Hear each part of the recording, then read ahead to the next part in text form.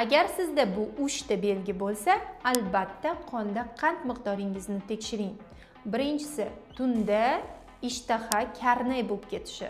Ba'zilar tunda tinmasdan ishtahasi juda ham baland bo'ladi va tunni bilan ovqat yeb chiqishadi.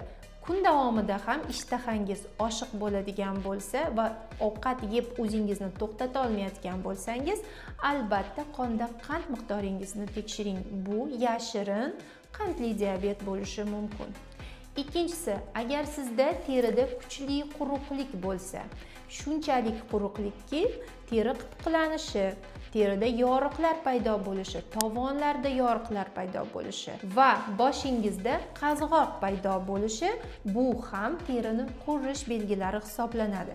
Sizda bu belgilar bo'lsa, albatta qonda qand miqdorini tekshirish juda muhimdir.